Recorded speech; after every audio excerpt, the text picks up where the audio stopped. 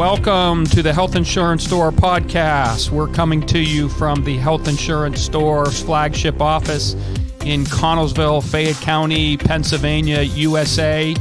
I am your host, Aaron Zolbrod. I am the president and founder of the Health Insurance Store. We like to do these podcasts to help our listeners and advocate for you in what is a very confusing time in health insurance, Medicare, prescription drugs, and all of those things. And I think we all know that. And we like to pull the curtain back on some of the things that we feel are not always told to us as consumers. So I'd like to welcome a guest today, Loni Nedrow, who is the longest tenured employee at the Health Insurance Store. How long, Loni, now? I always lose track. Is it going on 11 years? You can't even. It's been so long. It's been so long she doesn't even know. And God bless her for putting up with me for 11 years. I don't know. Years ago, I bought Loni a little wall decoration. What's it say, Loni? You don't have to be crazy to work here. We'll train you. That's right. So excuse me for a moment while I pick up my papers that I dropped, but we're going to get started today. And what we've been trying to do with our podcast lately is, for those of you who don't know, I write a column in the Post-Gazette called Ask the Medicare Specialist, and it runs every Friday on page A2, and it also runs in the Tribune Review, which is another Pittsburgh area-based paper that runs every Tuesday on page A7. And, the space is limited on those, and we get questions from people all the time. And I like to do these podcasts every week now to elaborate on the question. As I said, the space is limited. So the question we had this week was from Greg, and the question was, my wife has multiple sclerosis. She's having mobility issues and is likely going to require some in-home care in the future. One of her primary needs is somebody to assist with bathing. I didn't know if Medicare Help pays for a home care worker coming in once or twice a week to assist with personal hygiene. Can you advise me, please? So again, this question was just posed to me last week by a current client, and there's much more to discuss here than the answer, and we're going to get into that. But first, I want to tell everybody, my advice is to everyone who's listening is never assume when it comes to what is covered by Medicare or not. Don't assume anything, and don't take what a friend or family member says it tells you as fact. Because when I got this question, my first thought was, I've never known this type of home health care, bathing, dressing, feeding, cleaning, et cetera, to be covered by Medicare for any reason. So I highly doubt it. Have you ever run into that situation where you saw that was covered for somebody to come in and do something like that? No. So 11 years, 13 years in the business, 24 years combined, right. 24 years, we've never heard that to be covered. So, again, my first thought was, no, I doubt it. But, we always want to be 100% certain. So first thing I learned when I went into sales, and this is almost 25 years ago, from a very smart man, was never guess at an answer to a question. If somebody asks you a question and you don't know, you don't say I think, or I guess. You say, you know what, I don't know, let me find out. So again, I wanted to be 100% certain. And I started my research with just a simple Google search. I put in I basically put in that question: is home health care covered for somebody by Medicare for somebody with multiple sclerosis? And that led me to the National Multiple Sclerosis Foundation website. And there was a page right there that had some frequently asked questions, and one was almost identical to Dan's question. And the answer, I didn't find the answer to be completely clear, but it gave me some hope that maybe his wife would be eligible for the care he was looking for. So I picked up the phone. There was a number on the website to the foundation, and was able to speak to a super helpful, super nice representative. And we talked for a little bit, and she said, you know what, let me message somebody, in our benefits department or whatever it was. And she gave me some information. She said, yes, it does appear that, based on what this person is telling me, and she read back their response to me that he might be eligible. And then not only did she email me some information that indicated to me that indeed Greg's wife would be most likely covered by Medicare for the in-home care he was looking for, but she also informed me that since Dan was his wife's primary caretaker, he was going to be qualified for what she called their respite program, and they were going to get $1,000 stipend that they could use to pay for some of this care until to bridge the gap until Medicare approved the needed services. Oh, wow. which could take some time. I mean, we've never done this before. So, from information I gathered is we'd have to call, find out if there's a hard application that, they'd have to take to her doctor stating what her issue was, what is the condition debilitating? Is it something that's going to get progressively worse as time goes on? And so we don't know what that's going to take. So, finding the information isn't that difficult. In all, I probably spent an hour researching and talking on the phone. But the tough part, and Loni, this is could be dealing with the bureaucracy that's Medicare, right? Acquiring the application, getting it to the right hands for approval once we get it filled out. The answer we might get, this, right, Loni, when we call somebody at Medicare or at Social Security, the answer you get may depend on the person who answers the phone and what kind of day they're having. That's correct. That day. Right. And so, again, persistence is the key, right? I mean, we know that in these situations. So, like you said, we never accept, well, I think, that may be covered, but I'm not sure. Oh, that's just the way it is. Or I've never heard that before. Or in this case, no, it's not covered. We wouldn't accept that answer. So, Loni, I mean, what would you do? Like when you get those kind of responses, what do you do if you get, someone says, well, I would ask for a supervisor. I knew you were going to say that. And just so everybody knows, we haven't rehearsed here, okay? This is just, we've done this for so long, for so many people. We know what you have to do. And I want to point out that this goes towards anything in your life, whether you're battling a utility bill that you think's in error. You don't accept those types of things. And the first thing you want to do is, let me speak to a supervisor. And if that supervisor pulls the same stuff on us, then what do we do? Ask for their supervisor. Ask for their supervisor. I remember once dealing with the company and I said, listen, I don't care if I have to get to the CEO. Right. I'm going to get the answer because I know I'm right. Or, we have so we'll just keep on moving up the chain. Right, because usually the people that answer the phone are like tier 1. Right. And then you have tier 2 and you keep going up. And a lot of those people, especially with Medicare, and I just had a discussion with a lady this morning regarding this, is they're going to give you a canned response. So they're going to plug in kind of a synopsis of what you ask, and something's going to pop up, and they're going to read it to you. Right. It happens with the federal marketplace for the ACA, with Medicare, with Social Security. And you're getting somebody, in this case, she was asking a question about UPMC insurance, which is Western Pennsylvania based. Well, she might have got somebody on Medicare from Louisville, Kentucky. Right. That's where a lot of the ACA is based at, right? Those people are based out of Louisville, Utah, I think, is some of them are based. They don't know our dynamic here in Western Pennsylvania. They don't know how they operate. So you've got to be careful in that. Anyways, let's get back to Greg and his wife.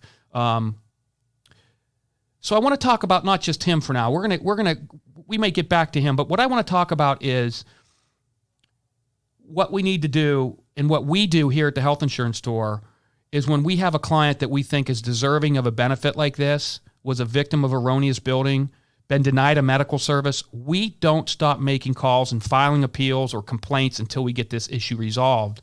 And what I wanted to bring Loni in for is she's been taking care of these things, again, for 11 years. She's also a licensed agent, but she is basically, if you ever seen Pulp Fiction, the wolf, he came in to fix it, right? To clean things up. This is the wolf here. When we get something that's really a tough situation, we call the wolf in and she comes in and fixes it and cleans it all up. So that's what I wanted to bring her in and talk a little bit about a couple situations that she had. So we've had instances where it took as long as 6 months to get clients refunds for premiums that were deducted by an insurance company that shouldn't have, erroneous bills, what I would consider unethical billing practices. In some cases, the amount of reimbursement was in the thousands of dollars. So right. I don't know if do you have an instance you can think of where, somebody had grossly Sadie just had one this week. She just helped a lady this morning. She's called 4 times to get the refund. So she just keeps calling.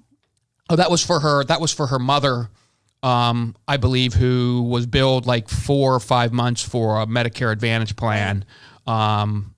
I think it's $800. It was $800 some dollars that she shouldn't have been. So right. There's one example. I personally remember one, Loni. I think we talked about this one the other day. that Annetta, who was helped do this, it was a lady who had purchased a supplement.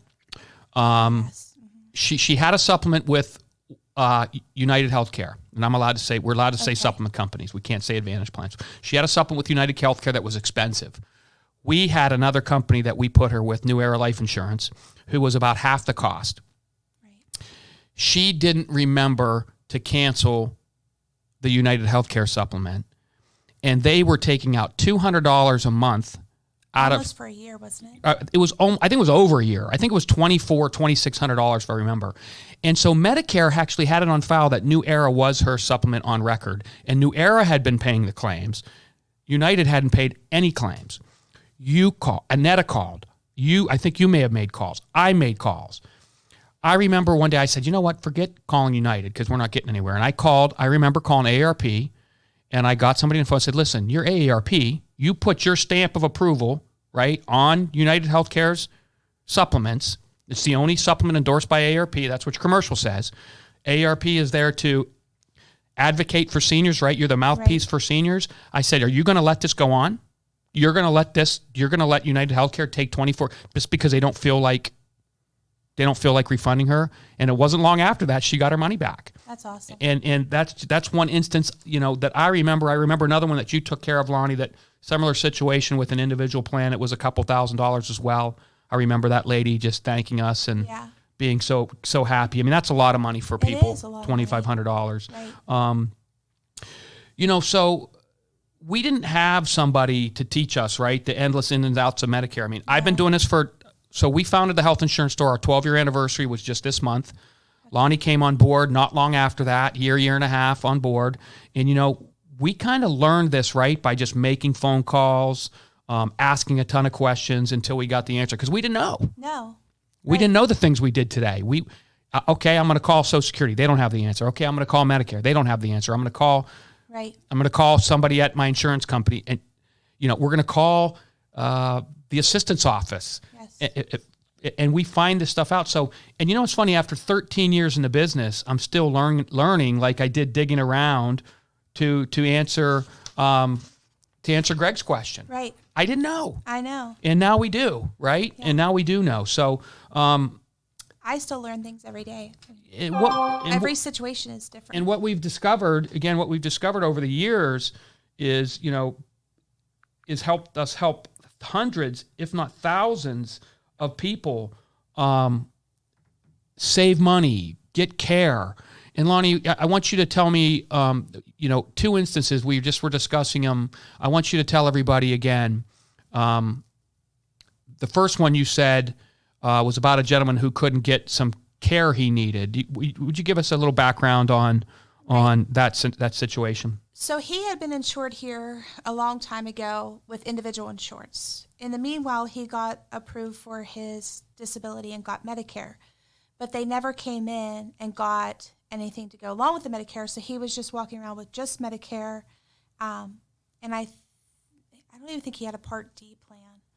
Anyhow, he had a Medicare only, and he came in. Well, he was very sick and was in need for a transplant. That's what brought them in here. They would not even start his medical testing until he had a secondary. So they wouldn't even. Right. So even though Medicare pays 80%, right, they would refuse to give him the test unless he had a secondary insurance to pick up the 20%. Correct. Yeah, that's another show. Let me tell you something. That's a show for another day. Right. We won't get into that. Right. That doesn't sound very Christian-like to me. But right. Okay, go ahead. So that's what they said. So he had no special election to get. Can you explain that? What a special election means? So when you're outside of the annual election period. And you're on Medicare. He had his Medicare for a while, so he wasn't in his initial enrollment. You have to have what's called a special election to pick up something else. So extra help through the state, PACE or PACENet, pharmaceutical help with prescription drugs. So he didn't qualify for any of this. So what month was it? Do you remember kind of what time of the time? It was in the summer. So he wouldn't even have been able to get that. He wouldn't be able to get another plan until January of next year without a special election. Right. And he didn't qualify one at that. No. We didn't. There was none that we knew of that he qualified for. Right. Okay. So he was under the age of 65. So we I said the only thing we can do and hope and pray that he would get approved for would be MAUD, Medical Assistance for Workers with Disabilities. That's a special program in Pennsylvania. Right. And that term disability is defined far differently. Now, he was on disability, so he would automatically qualify for it. But again, that disability part, people can qualify for that program without actually being on Social Security disability. They define that differently. But since he's on disability, he automatically qualified for that. And that's a program I discovered years and years and years ago. I stumbled onto it by accident. I was talking on the phone to a place we use a lot is the state helpline, which is a division of medical assistance. And I was chit-chatting and almost crying to this lady that had this case that I couldn't help. And what was I going to do? And she told me about it. Right. And that was 10 years ago. So anyways, go ahead. You knew you're knowledgeable on this program. So you do an application for him, right? Right. We did the application, and thankfully we were able to get him approved and get him onto a plan with that special election. And he was able to go forth with getting his testing, and he did receive his transplant. That's awesome. And so one thing about this program, again, these are the little tiny itty-bitty nuances that we understand that very few people do. And we discovered this after we knew about the MAUD program, that if you're on MAUD and Medicare, then you qualify for a special needs plan. What's called a special needs plan, which is the same plan somebody on Medicaid gets, right? Right. So now he gets the same plan that somebody on Medicaid has. He has no copays, right, for anything medical. Correct. The only copays he has is like a maximum of like a $9 copay for medication. Right. He was going to get what other benefits like dental, dental, vision, so he got all this stuff. Meanwhile, here he is not knowing what he's going to do, and thank God he walked in. He just walked in. Did he just walk in one day? He walked in, yeah. Walked right in one day. Yeah. That's a great story. That's why we love what we do. I mean, how cool is that? His wife just called today because it's time for their renewal. Okay. So he has to renew his medical. He has to renew his MAUD. Right. Correct. Okay. And then how old is he now? I'd have to look. I don't remember. When he's 65 now, he'll get to go on. He won't be eligible for that program anymore, but we can put him on a supplement at that point. We'll pick up everything that Medicare doesn't. Correct. So there's a great story. Tell me about the other one about the person. I mean, you said people aren't going to believe this. You saved them like $30,000, and nobody's going to believe. I want you to, even though I don't think people are going to believe it because it's crazy. Go ahead and tell that. Go ahead and tell that. So he was another situation. He had called in during open enrollment. He was for individual insurance. So he had been paying for an old plan that's not even available anymore. But it was grandfathered in, right? Grandfathered, correct. So he was paying roughly $800 a month for that plan. And it wasn't even covering his needs. And then his wife and his son were paying an additional $400 for their plans or more. So they're paying like $1,200 for insurance. Correct. The plan he had, and I remember it, it's an old Blue Cross Blue Shield plan. I think it's called Complete Care. Right. It's an indemnity plan. It wasn't even really. It's a little different than what we know of now as major medical. And what was he needed? What he needed? He has Crohn's disease, and he has to get monthly injections of this medicine. I think that's what it was. Is it Remicade? Was it Yeah. Remicade, the infusion? Yeah, Right. That's infusion, very common now. So he was so afraid because of that. He was afraid to change that insurance. But they weren't covering it anyways. No, right. He was using the program because there's a program for that, and I think they give you up to $25,000 a year. Okay. But he was going over that. So he wasn't. The $25,000 wasn't even covering it. No. So they're paying $1,200 a month plus however much the extra he needed. Correct. The foundation wasn't paying. Right. And then what did you do? So what did you discover? They owned a business. They were self-employed. Okay. So they were using the wrong income. So I ended up getting him, his wife, and one of their sons onto a plan, and they pay less than $200 a month. His medication is covered completely. So he didn't even need to use the foundation anymore? No, he doesn't even need to use the foundation. And his other son is on CHIP. So, guys, this is the thing. We're not sitting here bragging. No. Although, great job. Yeah. I mean, it feels good when we do that. He was very happy. But what we're doing is sometimes, and I've been saying this, Loni, you've heard me say this forever, right? Especially when I first got into this business. When, there were pre-existing conditions, this, and, that it's not necessarily that we have a health insurance crisis. It's, I think sometimes we have an information crisis. Yes. That people don't know about these programs. They don't know about the loopholes, the intricacies, the regulations, and that's where we come in. You know, you're sitting just at this table right now. We've got 24 years of experience, and then you throw in, you know, Tina and Amy, Yes. you know, who have been here 6 or 7 or 8. I haven't even lose track, like 6 or 7 or 8 years now. You know, we've got years and years of experience. You know, well over 10. We've got 10,000 active clients. Probably who knows how many we've had over the years, and how many people we've helped, and that aren't even clients that we've just made phone calls for, and you know, put on just done their medical assistance applications or directed them to other programs. We know these things, and we're still learning. But we've got so many of these. You know, one thing we've used. How many times have you used that patient assistance program, or not the patient assistance? The what's the one? What's that program we've used, Lonnie, for years and years and years? The 800 number, Chronic Disease Fund. Oh, Chronic Disease Fund, yes. And we've used that how many times for people who, you know, who have Medicare Advantage plans, who've gotten bills for, you know, right. $600-700 and couldn't afford to pay for their chemo. Or even the End-Stage Renal Disease Foundation. A lot of people that have that, they don't even realize they can qualify for that. People on dialysis who have to pay 20% of their cost didn't know, and most people do qualify. Right. I mean, you wouldn't believe, you know, I like to say that, you know, this country is the most we have the most generous people on earth.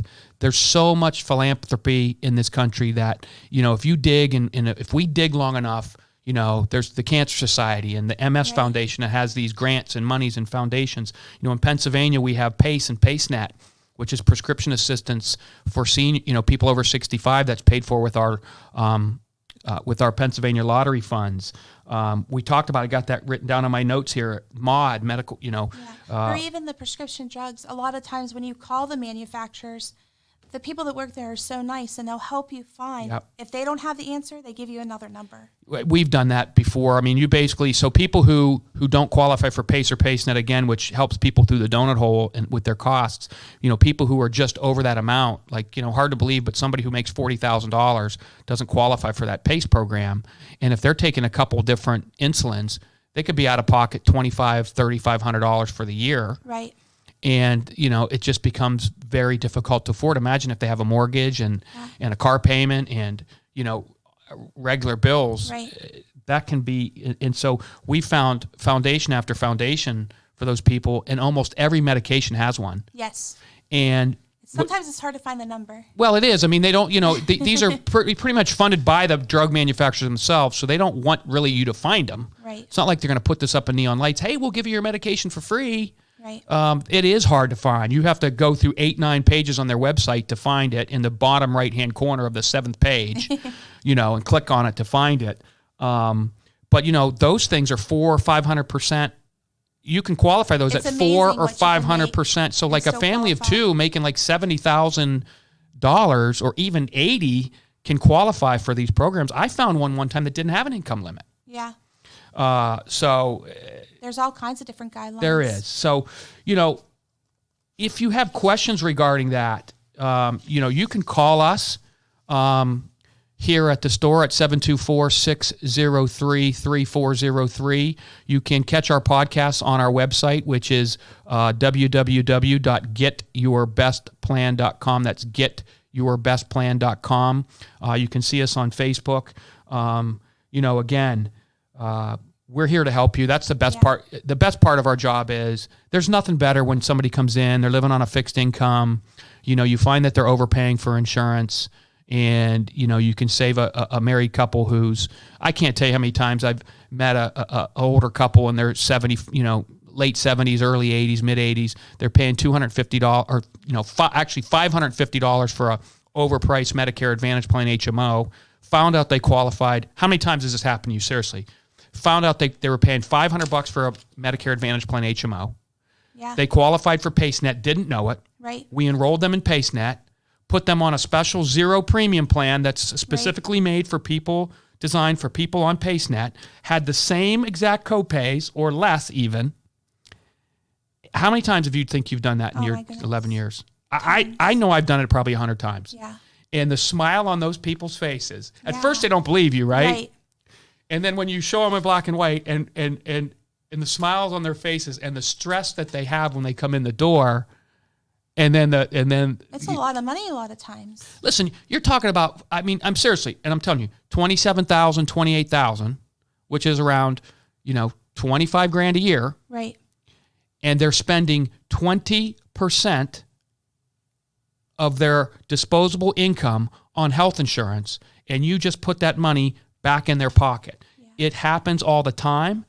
It's a phone call to our office to talk about that kind of stuff. That's what we're here for. That's what we love about our job.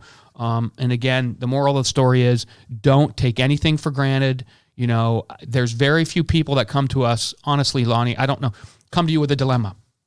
I can't afford my medication. I can't afford my insurance. I can't get this treatment. This medication is not covered. They're telling me they won't cover it. Honestly, 5% of the time we can't find a solution, maybe. I just don't recall. Yeah. And every once in a while I can remember just maybe on one hand saying, you know what, you're one of those very few people we just can't find a solution for. I'm sorry. It doesn't happen that often. No, not that often. Very, very often. So anyways, Loni, anything you want to add? No, there's so many stories. There are definitely a ton of stories. So, we want to thank everybody for coming in today. Tune in for some more of our podcasts as we move forward. We're going to do this more. We're actually in the process of building a video studio. I don't know if anybody's going to like that. I have a face, I personally have a face for radio and for podcasts. So again, everybody, thanks for joining us today. Catch our podcast on our website, www.getyourbestplan.com. Give us a call at 724-603-3403, and we're signing out. Thanks again. Thanks for listening, folks. Join us again soon as we interview those on the front lines of healthcare, health insurance, Medicare, and our ongoing prescription drug crisis. My name is Aaron Zolbrod, and we look forward to helping you get your best plan at the health insurance store.